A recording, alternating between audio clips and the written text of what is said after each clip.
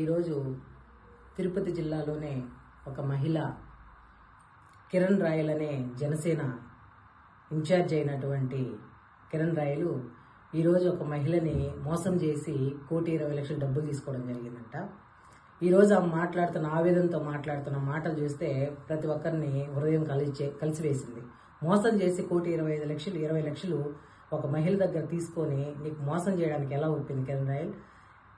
నువ్వు జనసేన ఇన్ఛార్జిగా ఉన్న తిరుపతిలో జనసేన ఇన్ఛార్జిగా ఉన్నావని, మీ ప్రభుత్వం కూటమి ప్రభుత్వం వచ్చిందని నీ విచ్చలవిడిగా నోరు పారేసుకోవడము, నోరుతో మాట్లాడడము, నీకు ఎంతసేపు ఆడవాళ్ళతోనే పని అయిపోయింది. మహిళంటే ఈ కూటమి ప్రభుత్వంకి మహిళలంటే ఏ రోజు గౌరవం లేదు. కాబట్టి నువ్వు ఒక మహిళని అలవోగ్గా మోసం చేయగలిగావు.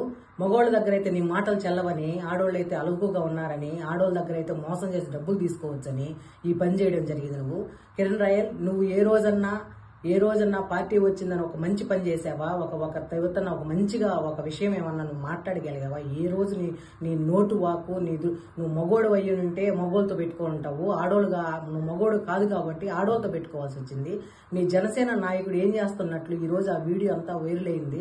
ఇప్పటికన్నా స్పందించారా? ఇంతమంది మోసం చేస్తా ఉంటే నీకు సపోర్ట్ చేస్తున్నట్టున్నారు కానీ నిద్రపోతున్నారా, మేల్కొనున్నారా? తిరుపతి జిల్లాలో ఒక మహిళ, నేను కిరణ్ రాయల్ వల్ల చనిపోతున్నాను, నా దగ్గర 1,20,00,000 డబ్బులు తీసుకున్నాడు, నాకు పిల్లల్ని బెదిరిస్తానని చెప్పినాడు అని నువ్వు ఇంత మోసం చేసి శ్రీరామచంద్రులాగా మాట్లాడుతావు. అన్ని మాటలు అందరి గురించి ప్రతి ఒక్కరిని వైసీపీ మహిళలే కనిపిస్తారు నీ కంటికి. ఎందుకంటే వైసీపీ వాళ్ళు న్యాయం అన్యాయం మాట్లాడుతున్నాం కాబట్టి, మహిళలు ఇది తప్పు ఒప్పని ఖండిస్తున్నాం కాబట్టి నీకు ఓళ్లే కంటికి కనిపిస్తున్నారు. కాబట్టి నువ్వు మోసం చేస్తున్నావు. 1,20,00,000 డబ్బులు తీసుకొని ఒక మహిళ దగ్గర, నేను చనిపోతాను, నా బిడ్డలకి ప్రాణహాని ఉంది, నా బిడ్డలు నేను చనిపోయిన తర్వాత నా బిడ్డల కన్నా డబ్బు వస్తుందని పాపం ఆవేదనతో మాట్లాడుతూ ఉంది. నువ్వు అసలు మనిషివేనా? నువ్వు మృగానివే, మనిషివని అర్థం కావట్లేదు.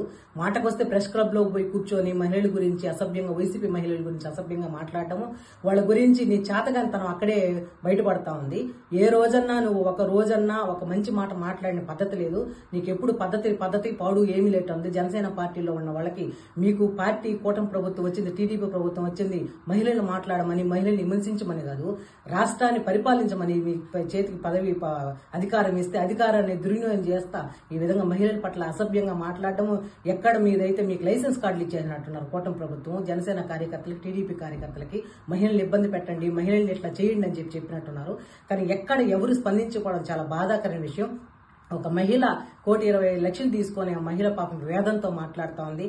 ఆమెకి తగిన న్యాయం చేయాలని మేమంతా కోరుకుంటున్నాం. ఎందుకంటే ఒక తిరుపతిలో పాపం ఒక మహిళ బాధపడుతూ 1,20,00,000 నేను అప్పులు తెచ్చాను, నేను చనిపోవడమే నాకు శరణు, నా బిడ్డలకు అన్యాయం చేసినాము అని నేను బాధపడతా ఉంది. నువ్వు మాట్లాడి దౌర్జన్యం చేసి బాండ్లు చెక్కులు రాయించడం అని కూడా ఆ మహిళ చెప్తా ఉంది. పాపం బాధాకరమైన విషయం. కిరణ్ రాయల్ నీ నోరు అదుపులో పెట్టుకుని ఆమె కప్పు ఎలా తీరవాలో, ఒక మహిళల ప్రాణం పోకుండా ఎలా కాపాడాలో చూడయ్యా పాపం బిడ్డ.